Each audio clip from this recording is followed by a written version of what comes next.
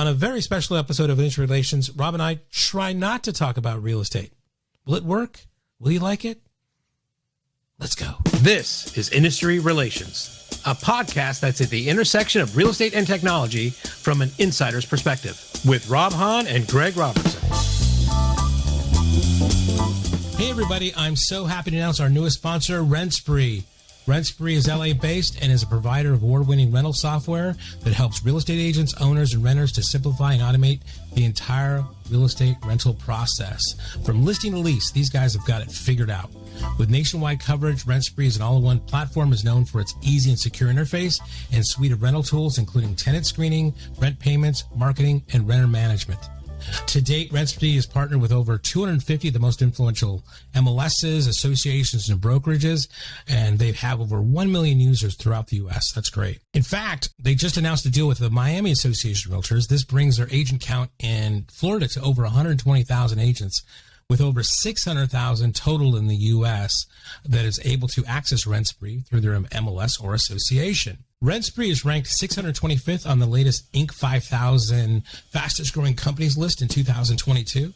Also, check out the show notes for rentspree.com. They just issued a white paper that talks about the opportunities that agents can have by incorporating rentals in their business model. I've written a lot about this. I think it's a great strategy. So please visit rentspree.com to download that white paper. Thank you, Michael, and the entire RentSpree team for sponsoring Industry Relations. Rob and I really do appreciate it. So go visit rentspree.com today.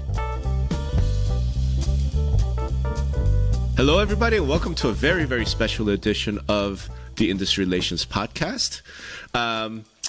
This is your co-host, the notorious Rob Hahn. And, of course, with me, as always, is the fabulous Greg Robertson. Hola, Rob. Hola. How are you? Good, man. I'm very excited about this episode. I know. I don't know.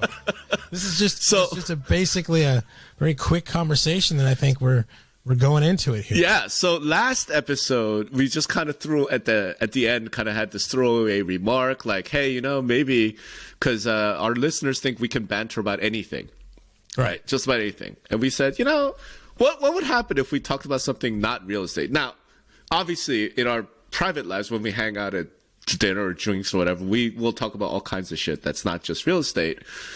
So we thought, why don't we do an episode where we don't talk about something that's specifically real estate, right? Yeah. And we'll give it a try, give it an experiment. And so, hey, listeners, if you hate this, or if you tuned in because you're expecting some deep insights into real estate, we apologize. There will be no deep insights to anything. This would be two fools just, yeah, bantering. This might spur a real estate conversation. So, But who knows? Like, it is us. So it might turn into something like, well, but that, whatever. So the topic we decided to start with, we'll start here and then we'll go forward, is what's one thing that we all do? We all watch movies, or at least used to. I think I no longer. Television shows, movies. Yeah. So we thought I might start by, because I played this game. Sunny hates it. Sunny cannot stand it. She's like, what is with you and the top 5 list? But I always like to do, like, what's your top 5 favorite movies? And I feel like I've asked Greg this once, but I don't remember. So I'm going to start with that. Greg, what's your top 5 favorite movies? Yeah, I'm not going to be able to list them in order. But off, That's right. Off the top here, right? So, yeah, I got to say, I think as a male American, I have to say The Godfather, right? I knew I loved you for a reason. Clearly the best movie of all time. Clearly, it can't be really questioned. in I would say Godfather 1 and Godfather 2 are really very, very close. And there was a whole recently, I think it was on Hulu, a series called The Offer, which talked about the creation of The Godfather. If anybody hasn't seen that, they should go see that. That was it was really good. I do like really again, Alien and Aliens, the next one, to me are almost the same thing. Really great. I mean, the first one was just groundbreaking, but it's Aliens, which was just phenomenal. See, it was phenomenal. It was just always a roller knew. coaster ride. Yeah. And it's like the perfect sci-fi movie. Yeah. Okay. Aliens is actually one of 2 science fiction movies that are worth a damn. And I can tell you why after you finish your list. I'm just Googling something now because... Okay, so while you're Googling, here's why Aliens is one of 2 decent sci-fi movies. Okay? My biggest problem with sci-fi movies is they're not internally consistent. Okay, so what I mean is sci-fi requires you to suspend disbelief, right, about something. Like, well, star travel or, whatever, right? The Force, something. But you have to suspend some disbelief. But then my thing is, within that universe, it has to be internally consistent. Okay? The best example to me is like Star Wars. I've always thought Star Wars is ridiculous for this reason, right? Like the lightsaber cuts through like anything, right? There's scenes where like I think Luke Skywalker at one point cuts through an AT-AT, right? Right. With his lightsaber. And these giant armored beasts, that like you shoot these the cannons at them and it bounces off, right? And I'm okay. Why don't you shoot lightsabers at them? If the lightsaber cuts through everything, why don't you shoot? Or the other thing is, how lightsabers deflect the blasters? Yeah. Like that. Why wouldn't you just make armor made of lightsabers? Yeah. Well, they'd cut. If they were cut through anything, they cut through the person wearing it. No, but you would shield it. But when the phaser hits you, it'll bounce off the lightsaber underneath. Yeah, I understand what you're saying. I'm not saying that's a great. It's shit like that. Like it has to be internally consistent. Right. Aliens is 100% internally consistent. Like the level of technology, the level of weaponry, the level of whatever, everything like makes sense and it's perfectly consistent. It's one of 2 movies that are internally consistent. Yeah, to me, it's just a good story and the way the filmmaker makes it. Oh, of course, it's going. Of course. Okay, right, so the other one I would add. The other one I would add here that might be a head scratcher for some, Albert Brooks movie. It's kind of way back in the day here, and you got to look it up. And it's from 1985, called Lost in America. Ooh, okay. So this is about basically it's about dropping out. It's like this ad exec and decides, what, I'm writing this advertising down. And he's going to be like the guys, an easy rider, and him and his wife are going to get a Winnebago and drop out of society and live their own lives, right? And it's just it's just kind of Albert Brooks is like it's just a funny guy. Yeah, he's got an interesting perspective on things, and it's just dry humor that's so damn funny. Yeah, that would be up there. And I gotta say, we're a Star Wars house here, right? So there's nothing like the first Star Wars. I mean, when I was a kid, I was living in San Francisco and stood in line to go see that thing, and it was just when that. When you saw the Imperial cruiser coming across the black sky, it was just like amazing, right? And sure. Luke Skywalker was always my kind of hero back then. And when they did when they did the Mandalorian and they brought Luke Skywalker back with his green lightsaber, came in. Oh man, it was all the feels of that, right? So as a Star Wars house, as a Star Wars fan, right, you have to admit Empire is the better movie. Absolutely. As far as a film is, for sure. But I mean, as far as like what made the most impact, it was definitely the first one. Okay. Yeah. Second and now question. My son, Toby, I mean, he has taken it to, I have not gone into like, he's watched all the Clone Wars and all the other things. So he knows, I thought I knew a lot about, when I was more of a geek back then, but now it's like, he reads the books. He knows way more about all that stuff. Well, Dad, the Count Dooku is blah, blah, blah. I'm like, no, I didn't know that. Yeah, he knows the lore. He knows all the canon, outside of canon. He's all into that. It's really special to see him kind of get that. It's funny, just as an add-on, it's like he is my one son, my one kid that's like more into music. Well, Cole's really into music, but more in the electronica kind of stuff.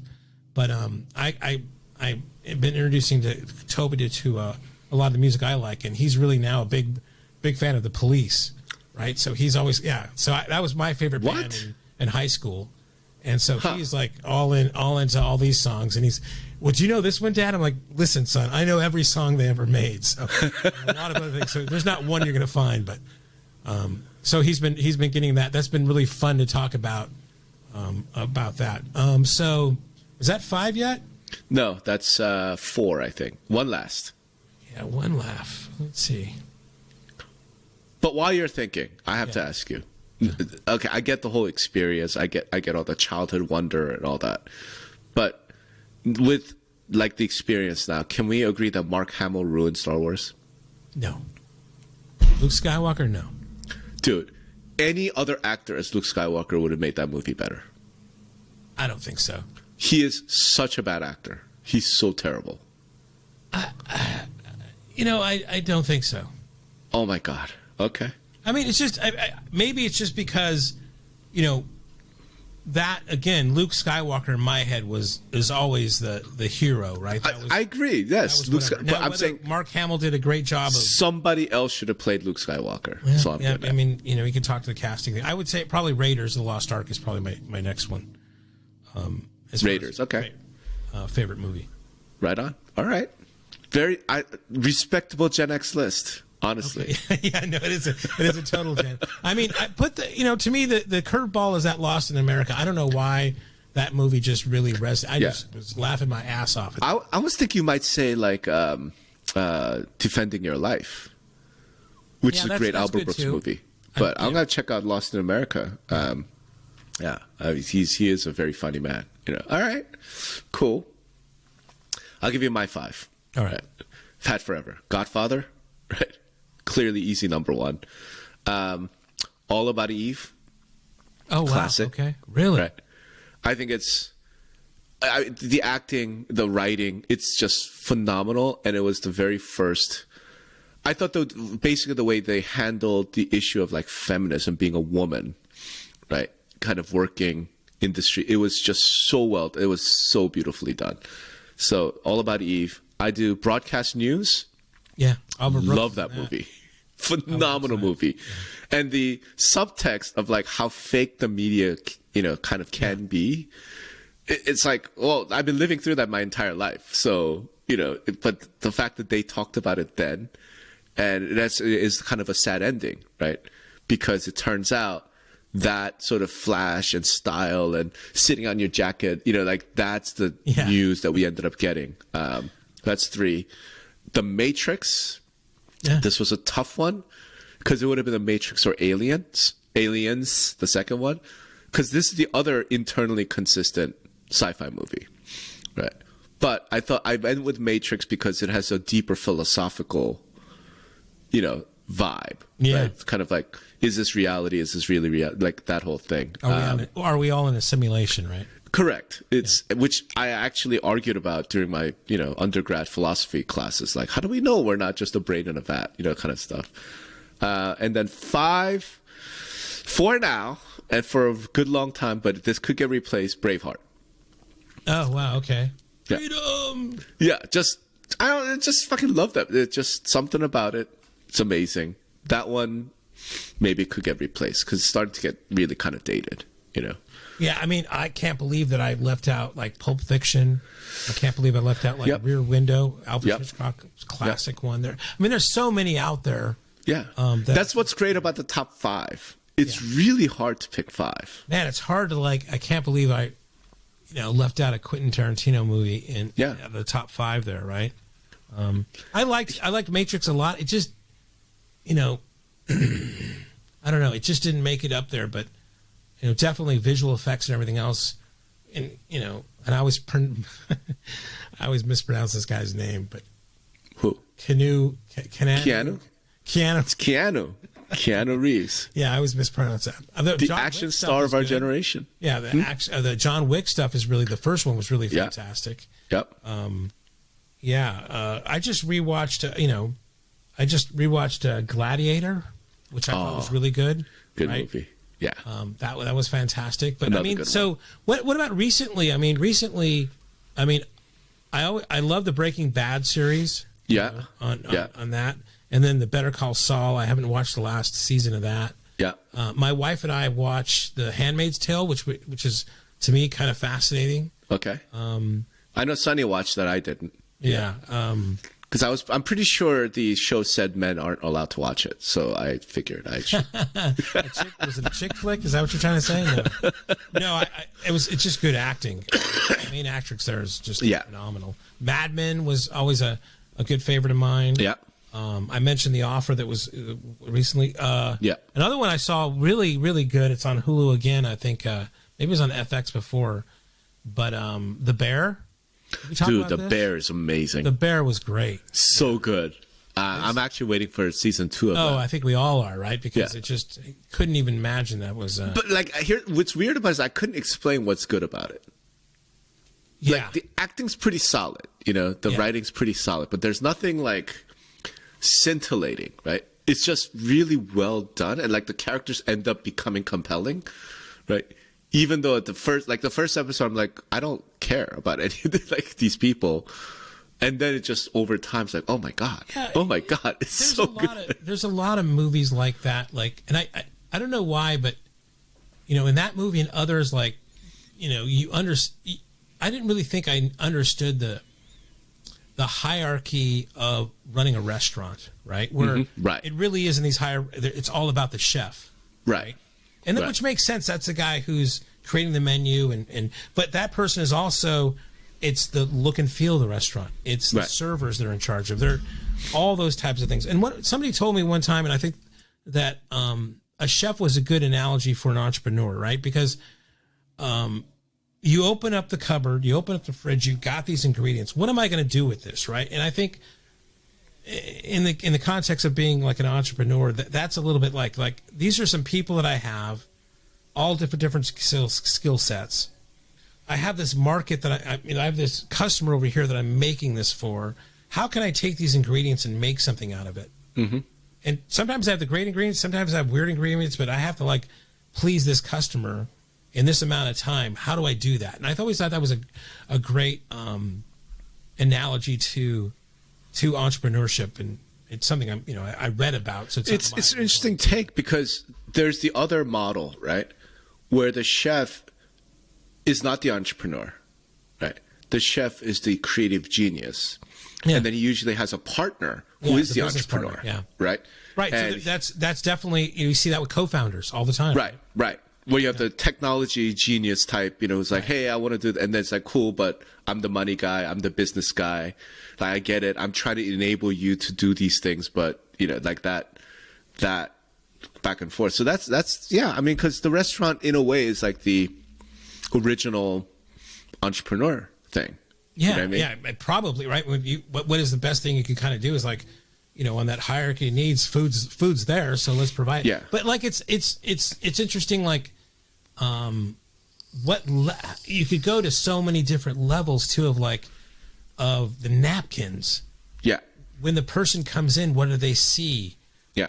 What are they first delivered? The smell. The lack of smell, the bathrooms, the decor. I mean, different chefs or different people, restaurateurs, I guess, can take that level to as much as they want or as low as they want, or what their focus is. So they're making a lot of choices there. Just find that kind of really, fascinating. I mean, I always wish I could kind of open up a jazz club in a way, where it's like you have different acts, jazz club, different nights. Okay. Or a music club, right? But like have certain nights, like it would be blues night on Monday night, and it would be X night on whatever night, and like what you would kind of like how you would draw people in to that type of environment. You'd really do a jazz club? Well, maybe more of a music club. Like I just like live music so much, it would be great to like have a place where you could go and see live music all the time, right? Okay. More of that. I think there should be more of those types of, but really, good live music. I think there's probably, there's a lot of acts where it's just cover bands or whatever else. But can you make something that's appeal to original artists and then appeal to I would love. I don't think I would be in that business at all. I can't imagine it. But if I were, I think I would do a comedy club. Comedy club would be great too. Right. There's one that just opened up here that does. Here, I mean, really a block away from here, that has like they're trying to get an improv group thing going on, like a Groundlings type of thing, but here in Orange County or in Huntington, and they've just moved places that look interesting. Another kind of shows I like a lot. Wait, so before I forget though, because you had mentioned restaurants, the Bear. There's a movie I saw. I think it's on Hulu, maybe. It might be on Amazon, called Delicious. It's a French film. Amazing. And it's kind of goes, so the idea is this is a story of the very first restaurant in France, right? Because before then, there really weren't restaurants, right? So that's the idea. It's a really cool story, and it kind of goes into kind of what you're talking about, the art versus the business and partnerships. So I could recommend that. Yeah, the other one that's a good kind of movie in that thing is Burnt, right? It's Burnt? Yeah, and it's a story of another chef played by... God, who's that guy that was in, famous actor? He was in with Lady Gaga as a country singer. Oh, Bradley Cooper? Yeah, Brad Cooper, right? Okay. So he was like the main guy there.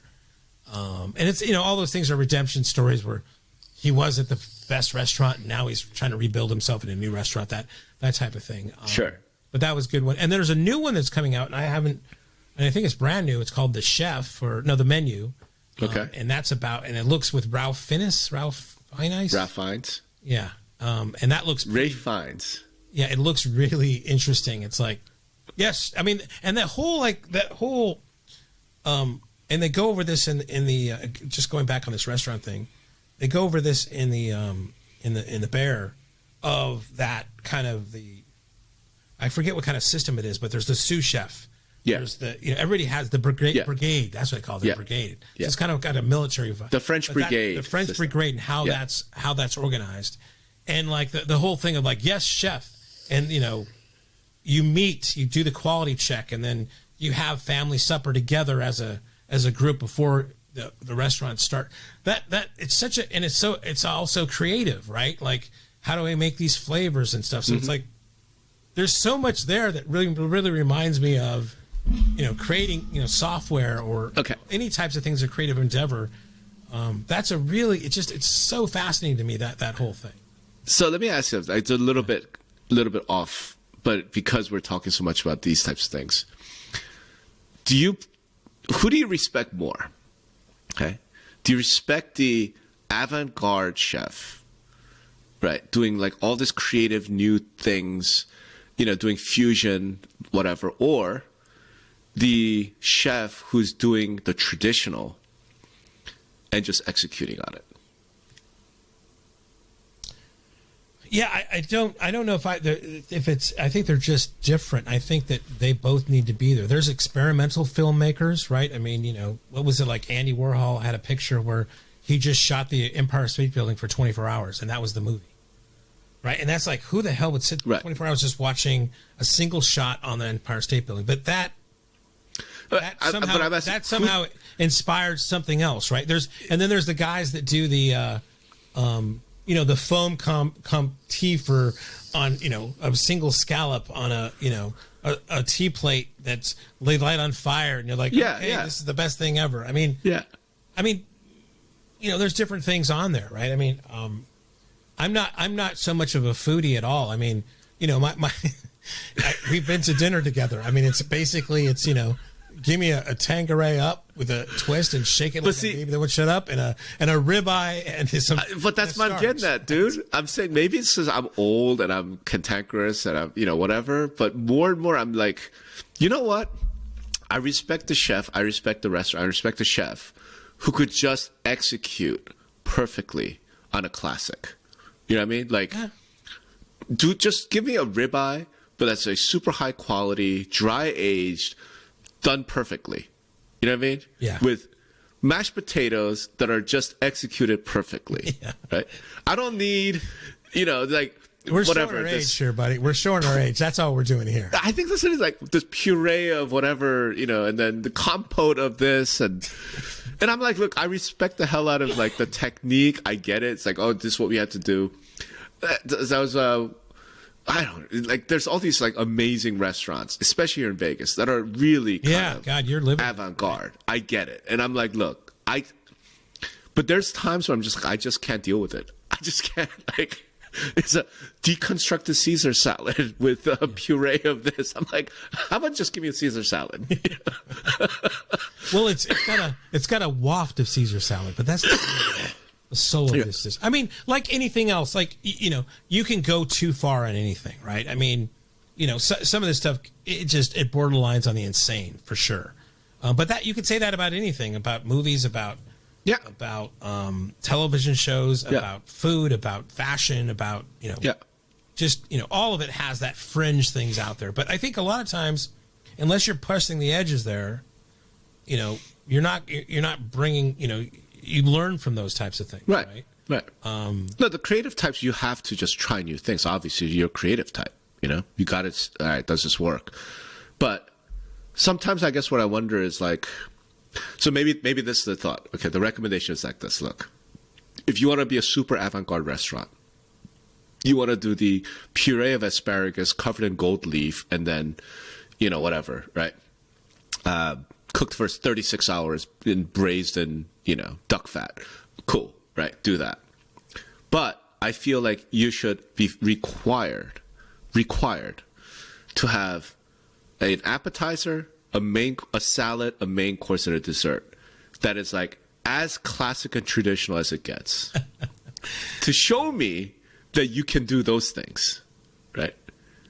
It's kind of like the modern artists, right? And I remember getting into this huge argument back in college, maybe, about modern art.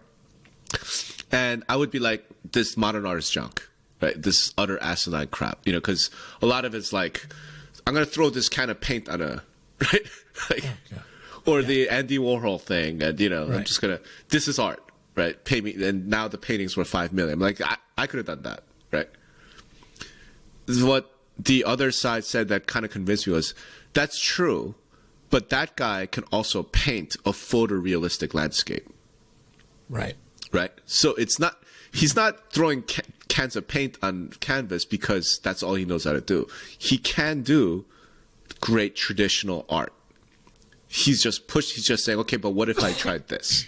Right. I'm like, okay. I'm not sure all those people can do that. Right. I mean, I think there is something to say about, composition, right? Which isn't really, the technical detail, but how things are laid out, whether it's a splash of paint or, a landscape, right? So I mean, there's something to that or whatever. Yeah. So that's my requirement, I think, for restaurants is like, show me you can do the classics and then you could push the envelope, right? But if you can't do the classics, like if you're, ribeye is awful, right? If you make a grilled cheese and I'm like, I could have done that at home, then, then it's like, then don't experiment with shit. Like do the basics and then experiment. Yeah.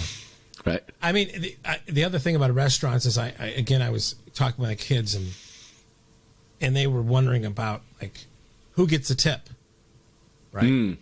And this could be some socioeconomic kind of thing, right? But it's like, well, I think it's different in different places, and I know some restaurant models are trying to get rid of that altogether. In some places, it goes to the server, right?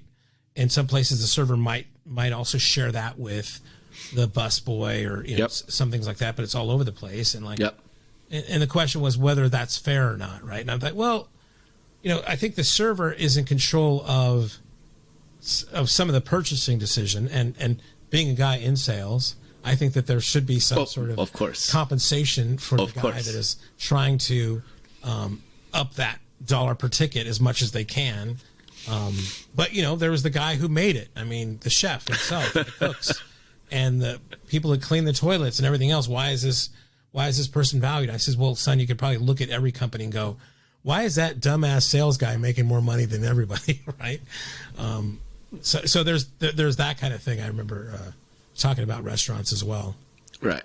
Another thing I'll bring up that I think listeners to the podcast can probably relate to is like all the goddamn real estate shows on cable, right? The Flip or Flop. Yeah. Selling Sunset. Millionaire Agents of New York or Beverly. There's a new one actually that I will say I really do like, and it has to do with a guy I've met several times, Mauricio, who owns the agency. Yeah. And the new one on Netflix is called Buying Beverly Hills. Okay. Right. And what it's about is, Mauricio owns the agency. He has a family team within that, right? And then they have other teams within the agency, right? Yeah. And just the dynamic of like having a family, your daughters are both agents. I really think that just the dynamic. More than other things, it's a relationship with the agents hating each other, and there's a little bit of that. Yeah. But that family kind of nepotism-ish type of thing going on, and how they're dealing with that as a family in that business is really fascinating. So I would recommend everybody kind of watch Buying Beverly Hills on Netflix. It's really, of those types of genre shows, I think it's really well done. I'm glad you brought this because I have to ask you, don't you think all of those shows have actually been really harmful to the industry? I don't know about harmful, but so I think it's harmful. Hold on. Go ahead. We talk about this a lot. Real estate is an aspirational business, right? It's like something like they think they can do it, but only a few can. Saying that those shows are kind of harmful is like saying, Greg, don't you think that Harry Styles is, the records he put out is harmful to people wanting to be singers or put any sort of like people that have made it and they do a show upon. Is that harmful? But I mean, I think that adds to the kind of aspirational thing. Not everybody can do that. Not everybody makes it, so to speak, right? So, you have to have that, right? I mean, I don't know if it's unharmed, but it definitely is. I think created and I see them. I've seen these guys at the show, at these real estate shows. It's like, sometimes I'll do booth duty or do booth duty. Did I say duty in a booth? That's probably not the same thing. Yeah. And you see these guys, they're in tight cut suits.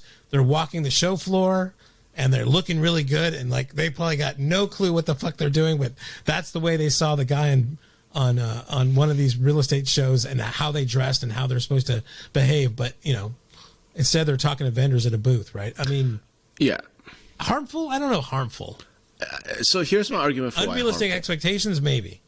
I think it's harmful because there are some of the shows I know are different. Like a lot of the you realize shows. We've gone into real estate now, like we predicted. Hey man, how could you avoid it? Right? How could you avoid it? But what I mean is like some of the fixer uppers type. Hey, we bought whatever, and then here's like we're gonna renovate and then flip it. Okay, that's different. I'm talking about like literally it's in the name: Buying Beverly Hills, Selling Sunset. Millionaire real estate agents, New York, Atlanta, whatever, right? So it's almost, and you could call it aspirational, but it almost suggests that real estate agents are all rich, glamorous, like, hanging out, the celebrities and blah, blah, blah. I'm like, that's 0.1% of 0.1% of real estate, right? So maybe the part is like, can we counterbalance it, right? With like realtors of Des Moines, like, can we show, right? Like, well, you know what I'm saying? Is the NBA harmful? Right? You could say that. Kind of is. Yeah, I mean, but it kind of is. Watch, this is really funny. The NBA of Des Moines? I don't think so, man. No, hold on a second. Hold on. There's a big difference. And first of all, NBA is kind of harmful. Because if you go and talk to like some of the people that are working in like the low income black community or whatever, one of the points they make is, look, if you just went into say coding or engineering, you're going to make a lot more money. But because of the NBA, every kid wants to be an NBA star. It's like you're not going to make it. Like statistically, it's not going to happen, right? All I'm saying is the realtors more is like, imagine there were a series that wasn't just focusing on all the stupid family drama or whatever, and with the glamorous blondes. Like nobody's gonna watch that shit, dude. Dude, I bet you some people would find it fascinating. Okay, what's it actually We're like? sending the postcards out. They're gonna go to our farm tomorrow. Be ready on the phones because we might get some phone calls. No, they want to watch hot chicks and hot guys having drama with each other. I mean, come on. I get it, but when you're doing so much about real estate, like, could we have one show? How about that? Could we have one show, right, where it's just showing like an average, small or mid-sized brokerage in an average suburb, and all of the travails and the pain and the problems? Because fact of the matter is, there are travails and pains and the problems, right? Like, hey, we thought we had this buyer, and last minute he falls out. Right. Or we have some conflict. Hey, this agent on the other side really hates my guts, and how do I deal with that? Some of these like ethical problems, like, whatever. I have to double end this deal, and how do I? Like, there's enough drama without bringing in the glamorous like Hollywood shit. Is all I'm getting at. Can we get one show that does that? Yeah. Fuck it, make it a web series. I think it's hot guys and hot chicks fighting. I think that's what it's all about. You know what? Here's a suggestion. Driving Make it fancy cars and going into Make it on YouTube. Make it a YouTube series. Okay. Right? Documentary. In fact, somebody listening to this should think about doing this. Like, get a camera, get whatever, and just record, and then send it to an editor, and then have them put together a... Record an average real estate agent doing their job? Yeah. Yeah, I think... Behind the scenes that would shit. probably have the opposite effect of what we're talking about. I don't know. It would discourage people from getting in the business, right? You know, that might not be a bad thing, right? Especially what's happening, what's coming out. Like, look, I think it would actually be fascinating, right? I think it would actually be fascinating to just kind of see some of the behind the scenes shit that has to happen, right? Yeah. Well, because you and I have sort of seen it. Yeah. The other thing, I don't know, again, going back to like the different shows, and maybe again, because I tend to kind of lean towards more when I'm watching TV on the competition shows. Like I always loved and I know they have new ones. It's like a Project Runway, okay, Chopped, where yeah. They have these teams or individuals, and it says, okay, like Project Runway would we want a dress that, that means Napa, right, or some fucking theme, right? And then all those 6, 7, 8, 9, 10 people have to give their version of what that means, and then at the end they have, and then you show the process, the creative process of that. And in the end, they do the runway, and then these celebrity judges what they think is the best. Man, I love that shit. I want to be one of those guys. I can't sew, I can't cook, I can't. Yeah. The Great British Bake Off, bake off or bake or anything, but I'm like, I just love the crucible of whatever I do for a living. I want to, this is why I think I like those pitch battles at, maybe that's the closest for me is a pitch, right? Where I go to these pitch battles of different vendors doing their pitch on their products. Fuck, I love that shit. Yeah. I just because it's delivery, it's the idea, and then, how do you get that point across? And then there's judges to say, yeah, this, Dominus Omnis, you won, right? That kind of thing. But I could watch those kind of shows all live long day, right? And I'm watching these. My wife's sitting there like, that dress sucks. That doesn't. It's just whatever. Sonny and I do the opposite. Like neither of us really eat carbs, and we're just glued to the Great British Baking Show. Like, oh my god.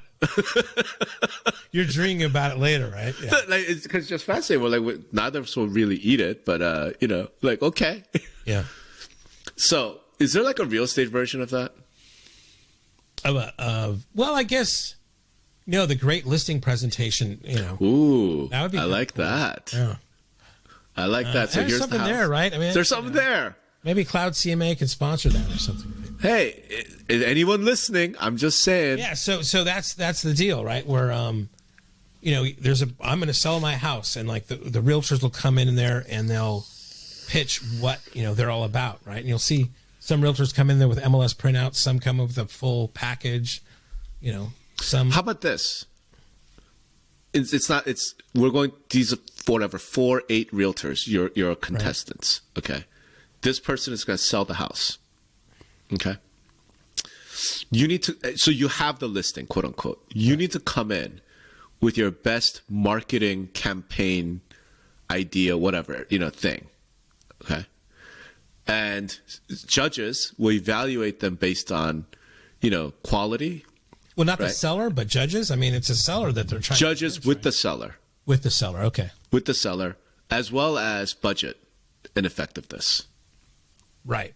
And then the seller at the end will pick one of them to okay, I want you to list my house. Yeah, I think to me that's exactly what a listing presentation is. That's an agent coming in, telling them what their marketing and what their package is going to be, and then the seller. But you're adding a judge, which I think actually makes sense to kind of say what. I would add 3 judges, right?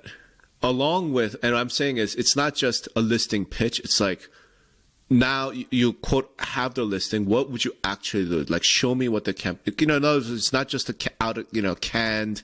This is kind of the standard what I do, right? It's more this is for your house. Here's what I'm putting together, right? Right. And maybe including things like photography, right?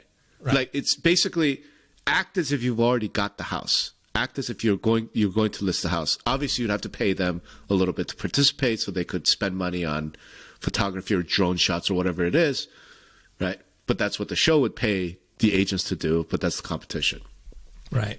Right. There was also in one, it was kind of similar. It was called "Buy My House," and this is the one that was Glenn Kelman was in, right? Okay. And it was a little bit of a difference there, where the sellers would have to come in.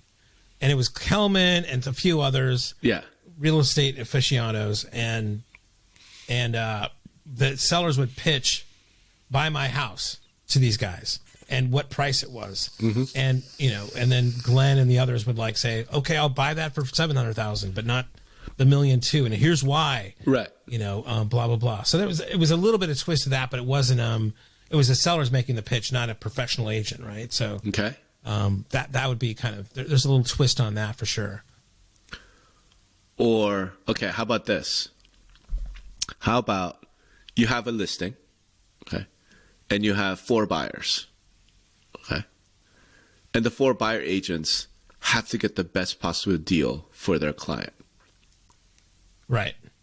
And the winner, as by the judges, right, and that will be the offer that the seller would accept, right, is the one that whatever, right? And so it's not necessarily money. The buy side's a little more complicated too, though, right? What's that? The buy side's a little more complicated on that. Yeah, that one's probably not going to work as well. I don't know.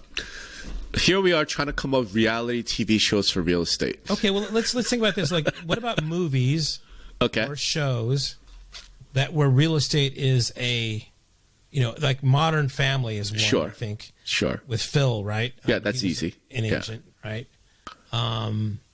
There's what's that one where with the zombie? I use her clip where she has to eat like people. Yeah, that's she was an E.T.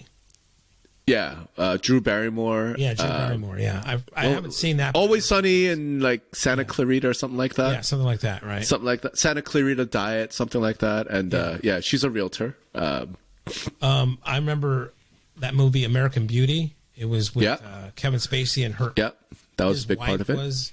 And I love that movie. I love that scene where it's like she takes off her kind of nice suit, and I will sell this home, and she's vacuuming and getting it ready, and then she hooks up with the king of real estate. That's right.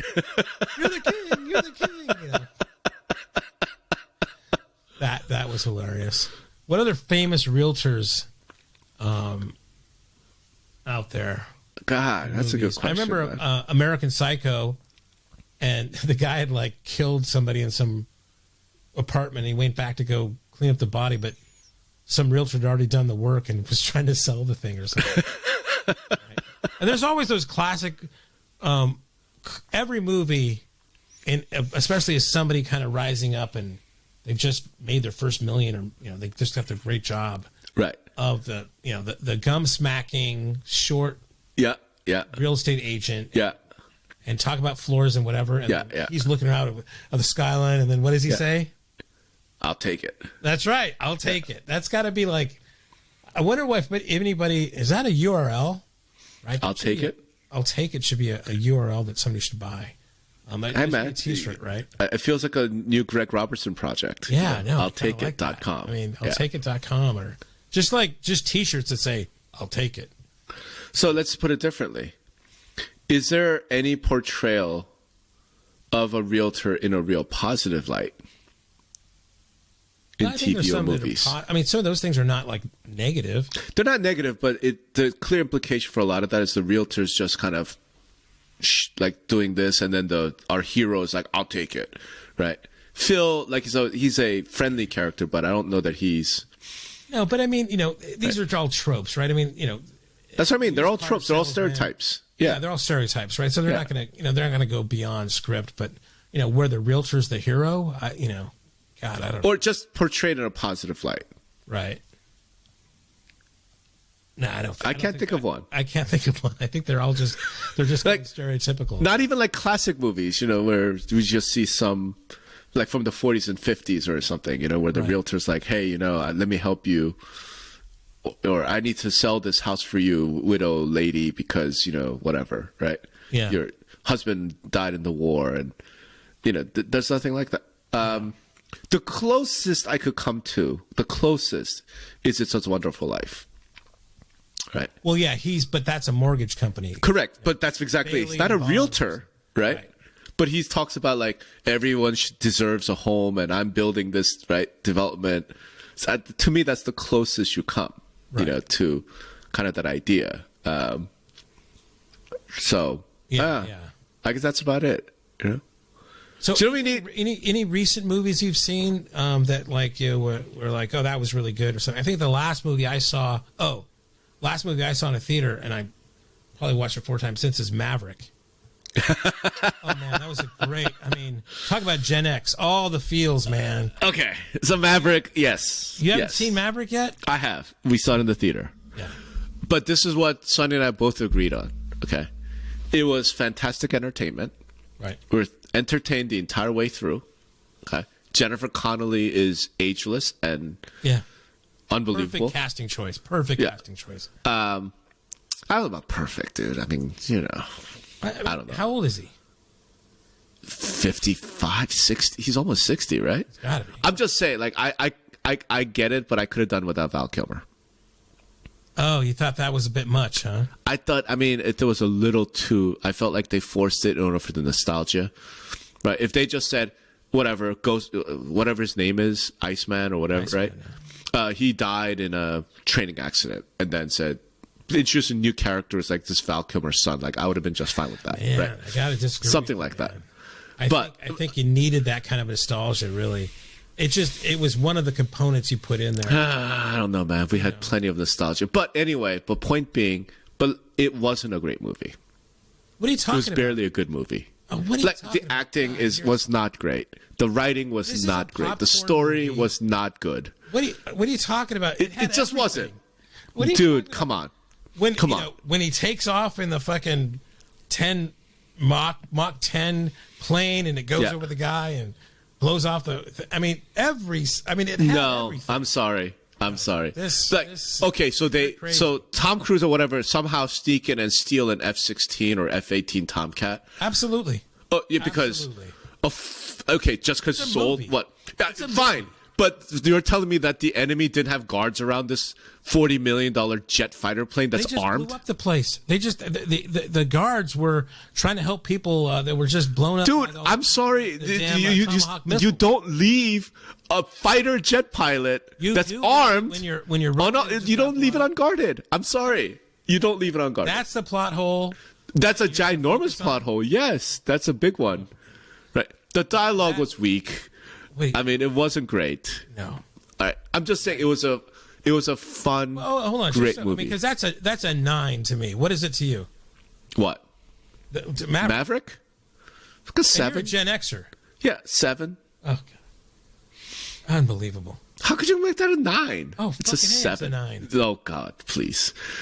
Please. The lines are so dumb. Like the scene of them playing beach football or something. Yeah. Which was trying to evoke the whole beach volleyball the whole thing scene. Was about, that's what made it kind of work. It was bringing lame. Back that kind of all the feels you had back then when you saw it first of all, right? And my point is, I didn't get all the feels. Now it was so transparent. It was too obvious. I'm sorry. It was so good. It was fun. It was entertaining. I didn't mind it. I can't believe you went back and saw it 4 times. Like I wouldn't have gone back to see Maverick. One of them was on a plane, right? So okay, well that's different. Coming back from that, and then watched it with the kids. Yeah, I think we saw it twice in the theaters. So for me, and this is where Sonny and I fight. For me, like again, Maverick was really fun, entertaining. I didn't regret it. It was great use. I'm just saying, it wasn't a great movie. Great movie, The Northman. Northman was good. The last I saw. Yeah. Bloody as fuck. Ooh. Sonny did not enjoy it, but that's a great movie. Like with the dialogue, the plot, the acting. That was not better than Maverick, dude. No. It was better in every conceivable way than Maverick, except less entertaining. Well, as a movie, as a film, right? It was unreal. It's a movie. It's supposed to be entertainment. I'm not disagreeing. Like I just said, I enjoyed Maverick, but I'm saying if you look at it as a creative work of art, it wasn't It wasn't The Northman. Geez. The Northman was phenomenal. Like that's filmmaking. Like, goddamn. Like that's. Yeah. That was good. It was good. I actually enjoyed Dune, but that's because I'm a Dune freak, and I know this. So I thought the visualization was pretty well done. Very the vibe. Again, I think I knew that before. I think we both have been quoting the, but hearing jihad. Right. I mean, it's right. But about it. As Sonny pointed out, if you didn't know anything about Dune, if you hadn't watched like the first movie, the 1980s movie, well, and even if you watched the 1980s movie, even if you did to some extent, she's like, I don't understand what's happening. Like, what the hell is going on? I was like, I get that. That is a very fair. It was basically a movie. Yeah. It was basically a movie made for people who are already fans of Dune. Yeah.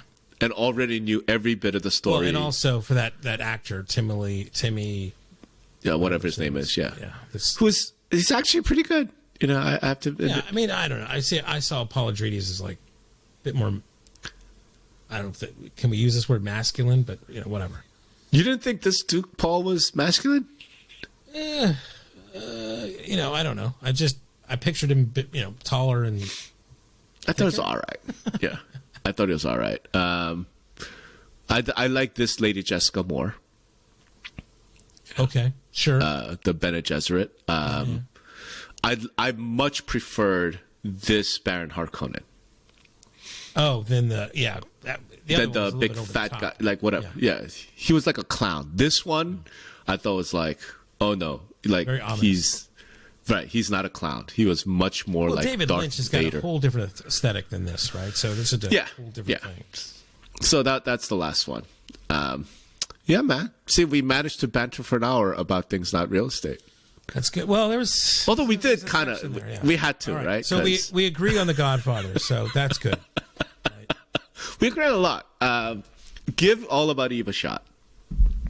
Okay. I'd be curious, watch it with your wife. I've probably seen it, but it's been a while, and that's one thing. Like my wife won't do black and white or subtitles. Oh. I'm like, what are you talking? She's just like Sonny. Sonny won't do. What are you talking about? Yeah. That's all. That's the good stuff right there. I'm like, there's so many great foreign films, like so many great.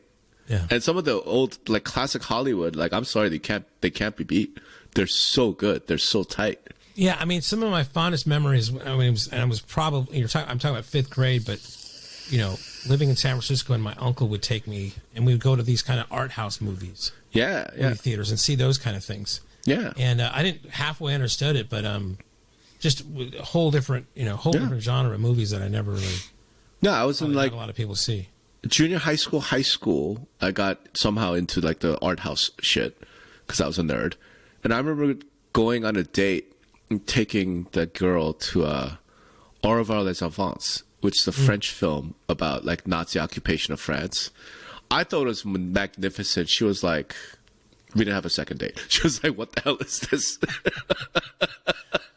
No, I remember seeing. You're not for me. If everybody's ever seen the Tin, right, and which is a little bit kind of a dark war thing about a kid. Crazy, crazy film. Yeah. So, those of us when my friends were going to watch Top Gun, maybe this is why I don't have the nostalgia feels, right? When they were going to watch Top Gun. Did you see the original Top Gun? I did, of course, but not I don't know if I saw it in the theater or not. I probably did. I can't remember. It was so long ago. That might be it. You didn't have that connection. Right. That really. I went, but I was also going to, like these French films and, foreign cinema because I was a nerd, Maybe that's part of it. So, all right, man. Good shit. We'll see how, what? I would really appreciate our listeners, Maybe they will comment on this stuff. Yeah. Telling us whether they like this. Like, should we do this like once a year? We could make this we should have done this a couple of years. We could have done like a Christmas tradition, like movies to watch between Thanksgiving and Christmas. Right. Or binge-worthy TV shows, according to Rob and Greg. Something like that. Well, the other thing here is I'm looking at the calendar, so this is probably going to come out the week after Thanksgiving, so. Okay. So November this would be part or something. Yeah. So movies and TV shows for the slow season. which for real estate is between Thanksgiving and New Year's. So then we have to kind of think about, we're going to probably have a prediction show. Yes. Maybe we should, this is a little bit of meta here for the podcast, but man, I would like to get like 2 or 3 others for that kind of prediction show. Ooh, that'd be great. Yeah, let's think about that. Okay, I like that. All right. And that's like, to me, around the 16th-ish. I don't know. We'll figure it out, man. Yeah. All right. Thanks for everyone for indulging us when we're not talking real estate stuff. But hopefully we had fun. So hopefully you had fun as well. And please comment. Let's see if we'll get some public comments. First at this or one. last. We'll find out. All right. Thanks, Greg. Thanks, everybody.